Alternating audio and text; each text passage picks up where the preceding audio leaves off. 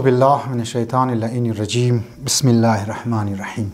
عزیزان محترم، بحث‌های اخلاقی که اگر در یک سوسایتی به طور عملی اجرا شونه بسیاری از مسائل ها حل میشه، بسیاری از جنگ و جدل ها، منی خانه ها، مابین دوست ها، اینها دور میشه. کلا مسائل اخلاقی یعنی که هم تو اگر رعایت کنی در کمال میرسندن، هم این دنیای تو که درست مونه. مثلا غیبت از خود یک اجتماعی نقصانات داره، تهمت زدن از خود یک اجتماعی و فردی و خانوادگی که مشکلات داره. اگر زن برای شوهر خود تهمت میزنه، زن برای مرد که برای زن خود تهمت میزنه، یا امیتر بدگمانی در من یک خانه اگر باشه، من بین اعضای یک خانه اگر باشه، و امیتر ما بین دوستها اگر بدگمانی باشه، من گروه ها اگر بدگمانی باشه، بسیاری از مسائل ها را ایجاد مونه. دین مقدس اسلام برای مسائل اخلاقی بسیار زیاد تاکید کرده. مو مسئله خودپسندی و مسئله بدگمانی و مسئله چغلخوری و مسئله کینه را در خدمت شما بیان کردم و دیگه مسائل غفلت و غیره را در من چینل ما هست. شما حتما از من گزارش همیشه که چینل سابسکرایب کنین و این مسائل اخلاقی را حتما دنبال کسته کنین. امروز یک مسئله اخلاقی و یک صفت رذیله که بسیاری از افرادها گرفتار شده و خانه ها را تباه کرده و ما بین دوستی ها جدایی انداخته، او است تهمت د گناهی دمنی گناهانی کبیره. آیت الله دستگیرم بیان کرده، من دیگر روایات را انسان توغمنه. یکی از گناهانی کبیره است و یکی از اعمال بسیار پست، یکی از اعمال بسیار ناپسند در نزد ائمه اطهار علیهم السلام و در تعلیمات اسلامی است. دیا چون باشه که دمنی روایات هم ده که اگر یک انسان 100 سال عبادت کنه، 100 سال عبادت کنه و این نفر بای بریگو شخص بے گناه تهمت بزنه، اما 100 سال عبادت چی منتقل میشه به امزی شخصی که تهمت خلاف زده شده. لذا ما باید مواظب باید باشیم که اگر اگو کسرت د خلاف چی مو د بارش تهمت میزنی، بهتان میزنیم، تمام اعمال از مو، خوبی از مو منتقل میشه بری در ازو شخص.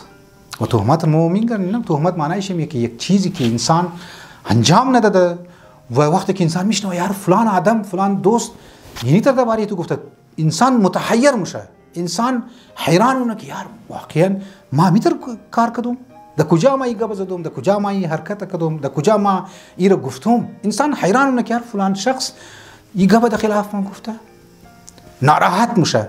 پناه به ذات پروردگار عالم، عرش پروردگار عالم در لرزه مایه. لذا بهتان یک قدر خطرناک گناه است که هم عذاب قبر و عذاب قیامت در پی داره، یعنی دنبال خود داره، هم از من حتی دمنی قانون و رایتس یعنی حقوق هم کسته از خود یک تعزیراتی داره، از خود باید تعزیرها ها کسته باید زده شونه. دمزی سلسله یک داستان در خدمت شما بگم. در زمان خلافت علی علیه السلام یک زن بود، عاشق یک جوانی بسیار خوبصورت و پاک دامن مشنه. او جوان بسیار متدین بوده، هرچی کوشش مونه که ایرج توجهش طرف کو جلب کنه جلب نمیشه.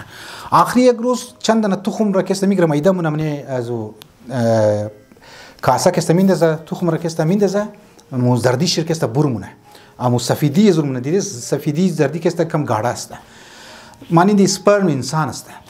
این مای از این استفاده مونه امی دختر امی زن برای کالای ازی بچه کسته میندازه و داد و فریاد میزنه، منی امزو گلی منی کوچه که اینی کده از مکاری بد کده فلان کده و ای مردم جمع شاستی استی مرگیری امام علی علیه السلام کسته میره شیره.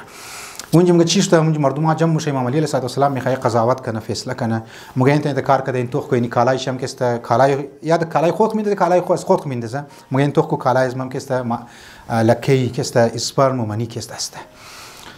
مردم ها او بیچاره تهمت که زده شدم جوان بچه را او را بسیار سرزنش مونه و ملامت مونه. بچه خالی گریه کده مور. بعضی ها واقعا مظلوم است. خصوصا انسان اگر در زنی شلیته اگر گرفتار شد روبرو شد که چی واقعا خدا نجات بیده. بعد از او امام علی علیه السلام افرادها را که کنار شست کارمندانش اونها حکم میدم که بر آو جوش بیرو. آو جوش کی میره، آو جوش میندازه تر برای زن میندازه که مکالایشی تخم بوده گاڑه. باز او خواو جوش است دیگه، تخم که است خود جمع مونه و نشون میده که تخم است، مزم مونه و نام تخم میگه تخم است. دختر را که است یا زن را که خلاف ازی بچه تهمت زده بود 70 که است تازیانه و 70 کوڑه میزنه.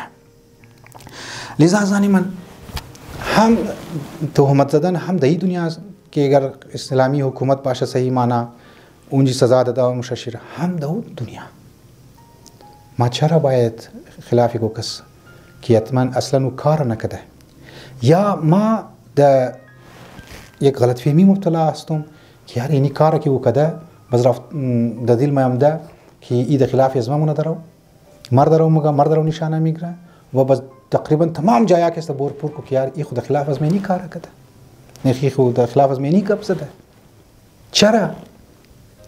چرا تو نفر را که است رفته شی کچی گپ نمیزنی که یار تو نی کار کردی یا اینی حرکت که کردی این طرف از میده که توخ کردی چرا کردی د کدام انداز کردی چرا د دل خو تهمت تو د دل خو امو تهمت را ایجاد مونی که بعض بوری و تهمت را بریزو که است اپلای کنی بریزو فرد و بوری دندوره کنی تمام افراد ها را مگه یار اینی شخص این خلاف از من تر گفته اعمال خو رحمت دیست میدی و دمزی دنیا هم بعض اوقات انسان مینگرنه مکافات عمل که ما جور کدو مطالب گفتم تو مینگرنی از زنی من که خلاف گو کس تهمت زده تو هم شاید یک وقتی در کسی دیگر در خلاف از تهمت بزنه تو مورد بهتان قرار بده.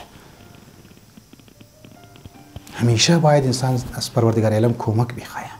همیشه انسان باید در حرکات خو افعال خو کردار خو باید توجه کنه از زنی من تا نشنه که در زی مصیبت ها گرفتار شنه و انسان را در اسفل السافلین بدترین جایی که است ببره.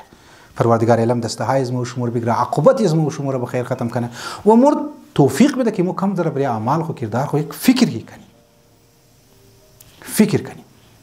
سوی زنها غلط فهمی ها که در دل ما پیدا شده بوری از شخص سوال کنی و از او غلط فهمی را دور کنی تا در مختلف صفات رذیله مبتلا نشنی. والسلام علیکم و رحمت الله و برکاته.